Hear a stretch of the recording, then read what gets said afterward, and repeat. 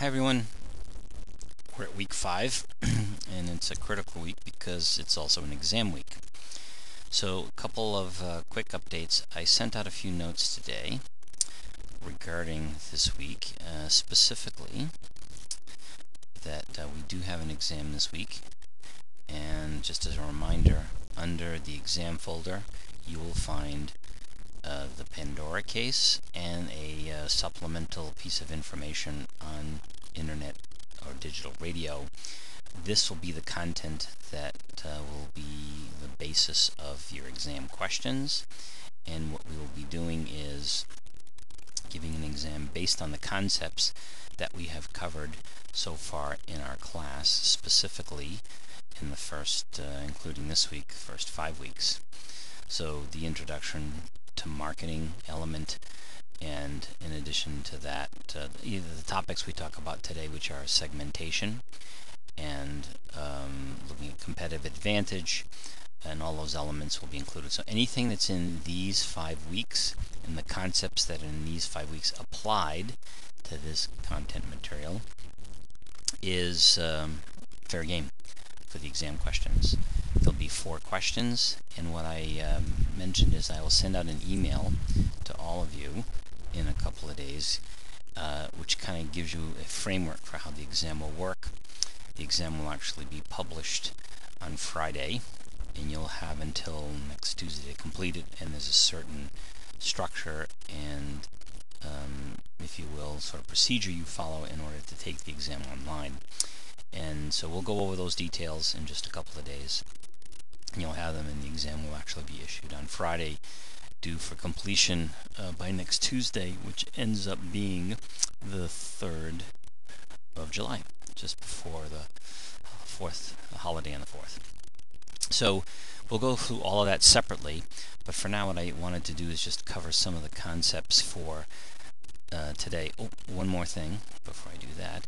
I only posted 2 questions this week on the discussion forum, specifically because we do have an exam that you're preparing for and an exam activity, so I didn't think it was fair to put the normal 4 questions we would have. So there's only 2, one on Red Lobster, the other one on Nintendo, which are the 2 cases that were included for our discussion this week. So a couple key things, and we'll make this shorter than the normal lecture overview, if you will. So 2 basic concepts we're talking about this week, which are segmentation and positioning. And in order to really have a market, you need to have people that have needs and wants, certainly the ability and the willingness to buy. So a lot of people, have the money, but just aren't interested in parting with it. And some people don't have the money, although they're very interested in buying. Well, if a group lacks any one of those things, it's certainly not a market. It needs all of those things to make sense. And market segmentation is how you carve up and divide those markets into subgroups and in groups of individuals that provide you with an ability to target certain characteristics. And a very common way to segment a market is by gender. It's a very significant way to do it. Men are from Mars, women are from Venus, and they have different needs and wants clearly, and as a result, different products and services they're interested in. Age is a huge factor in market segmentation, and we'll talk about that a little more in a second. And specifically, you can also look at doing them by both of those, right, which creates other sort of more narrow segments, if you will. And it really is important to do it because you only have finite marketing dollars to spend, and it's really important to make sure that you allocate them to the groups that have the higher likelihood of buying your products.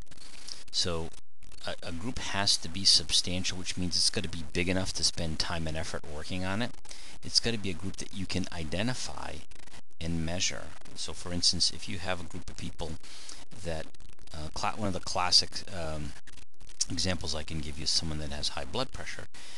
It's all known as the silent killer because in many cases people don't know they have it until they do a chest grab and they keel over. So market, if you can't, and it's called a silent killer because a lot of people don't do anything about it till it's too late, because some of the symptoms are sort of diffuse and not specific, especially if you're not looking out for them. So if people don't know that they have it, you can't really, they're not going to react to the fact that you're targeting people that have high blood pressure because they don't even know they have it. So you can't identify them or measure them.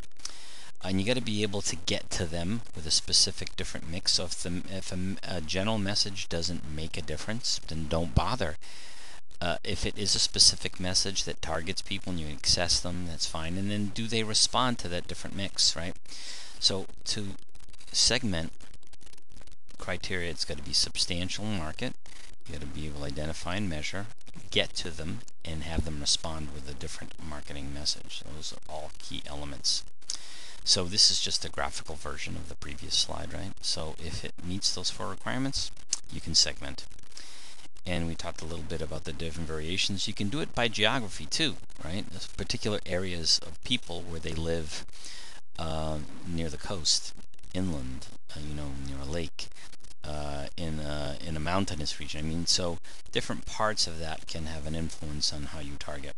You can do it by the demographics, you can do it by psychographics, the benefits sought, or how often people use it, or usage rate. All those are viable options for segmentation.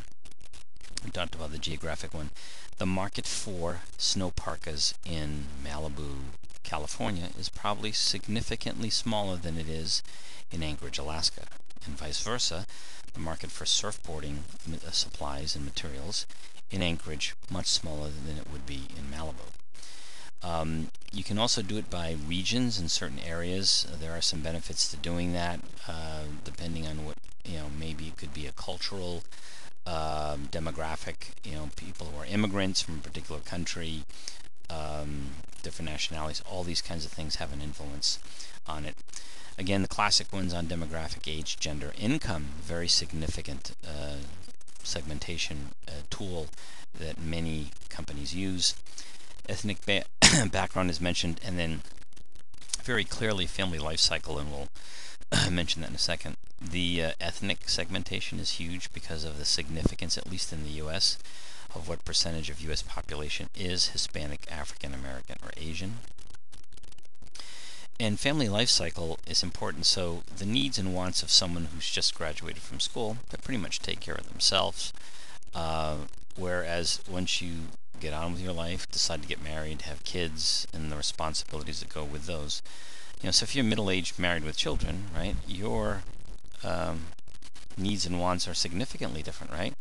Or someone, classic example would be life insurance. When you're younger, you don't even think about that. You're immortal. As you get older, right, you get a wife and 3 or 4 kids. You better think about a life insurance product and what that affords you. It's extremely important because of an almost irrational not to have that to support your family. So, and then, you look at, your food bill requirements, right, when you're younger and taking care of your own and yourself, as opposed to taking care of a family, all totally different. And so family life cycle is actually a huge element that helps determine segmentation.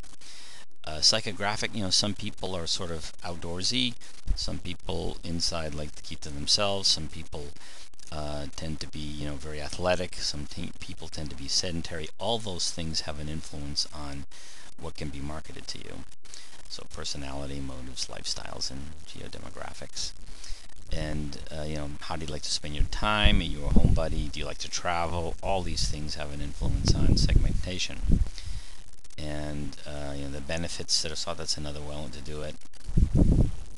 This slide just kind of takes all of those previous slides, puts it on one slide. It's a nice kind of sort of summary slide of all of them.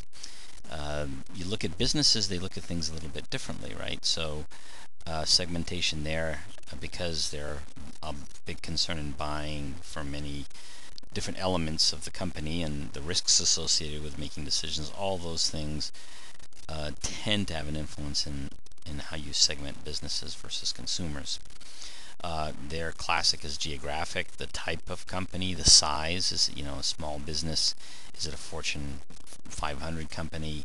How much product do they consume? All of that has an influence on how you'd segment businesses.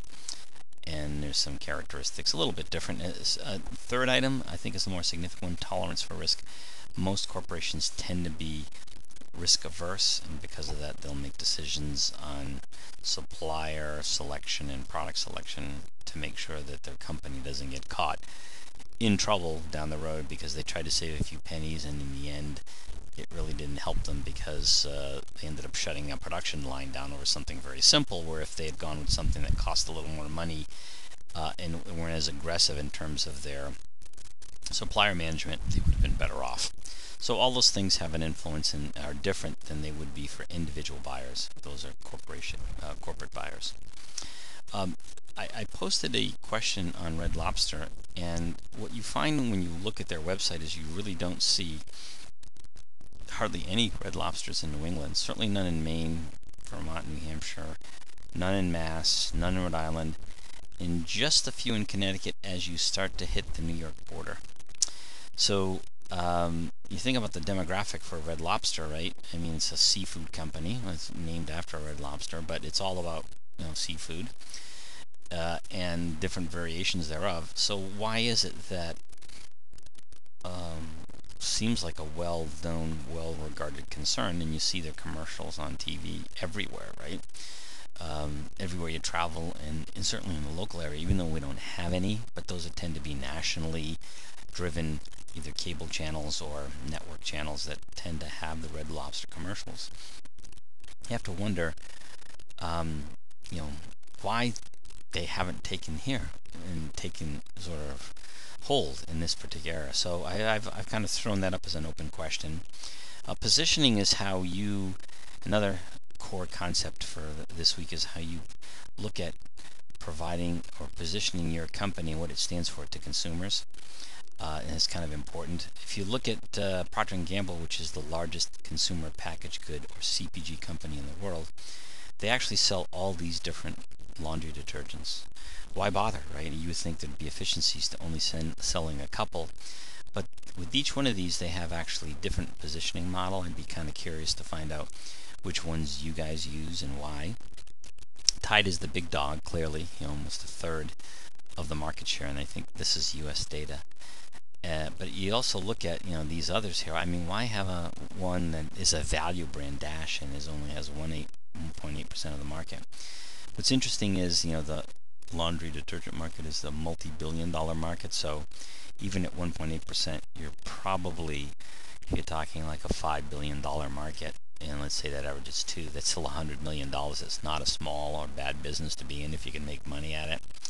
So, but why have all these different kinds in positioning? Well, because people have different needs. If you think about a young family that's just starting out and has little babies, you're probably not going to use Tide to clean their clothes, or you shouldn't.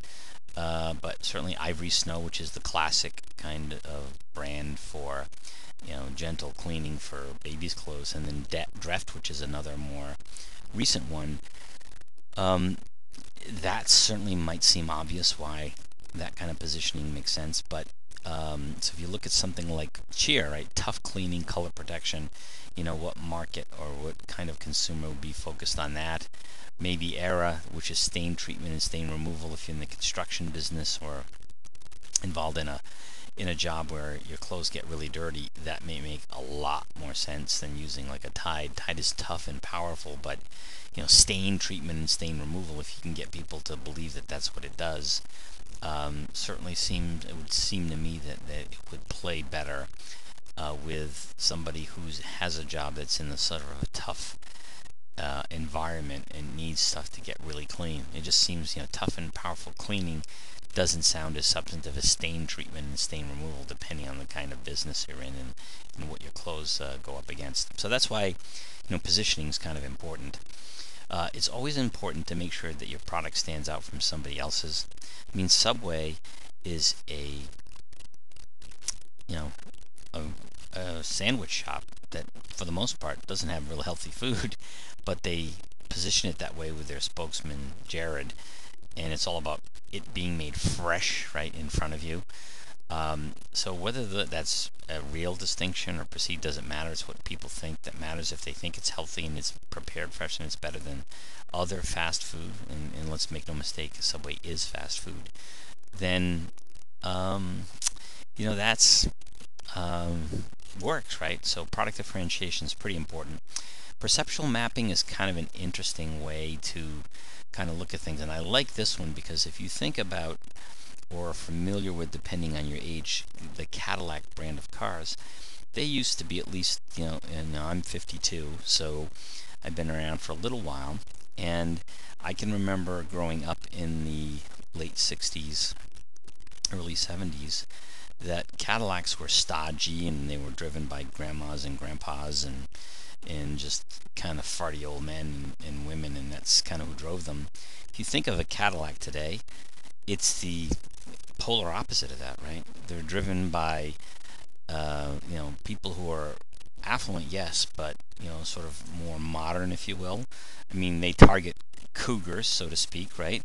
They target, even the rappers, right? If you've ever looked at a episode of MTV Cribs, every single rapper or Hollywood type has a tricked out Escalade in their bevy of cars that they show off on every show. So they have positioned it from something that was conservative, right? Still classy and distinctive, but conservative, definitely towards the sporty area. If you look at their commercials today, they're all about performance and sleekness and style. They're certainly not, your father's old Cadillac, if you will. And they've done a great job of repositioning the brand. It took a number of years, and they did it. So now they compete more directly with a BMW than they would a Mercedes, let's say.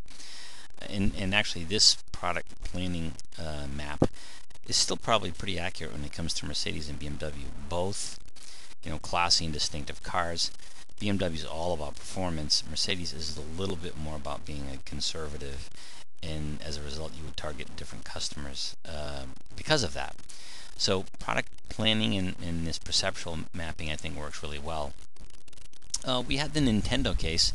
The next set of slides kind of shows you in different ways what the profitability of these companies have been. And this actual last slide shows you that over the period of about 10 years, okay, 2000 to 2010, which is fairly recent, Nintendo absolutely kicked Sony and Microsoft in the teeth when it came to gaming revenue. That's by the way, billions of dollars. Of the three majors, are the only ones that have made money. And the Wii, really, if you look at the Wii launch, they consistently made some money, but that's when it absolutely kicked into high gear. It redefined what gaming was. And I put up a couple questions about, at least one question on the discussion board about it, and we'll throw that around a little bit. I also asked about whether the Kinect, which is a basically controllerless gaming system, about whether or not that might throw a monkey wrench into the success of the Wii. But anyway, let's throw that around a little bit on the discussion board, and then we'll follow up through the discussion board on some concepts I want to make sure that we hit in segmentation and in positioning as a result of what they've been doing, at least in this particular case. So that's it for this week, and you'll have a follow-up email and discussion. And I shouldn't say discussion, I should say instructions on the exam in a day or two. One other last comment, I had sent an email to this effect. I had sent out a request to try to do a Skype call. I only heard back from Beth. She actually has a Skype account. It's free. I would like to be able to do this as soon as possible. Please respond back to my email when you can. Thank you.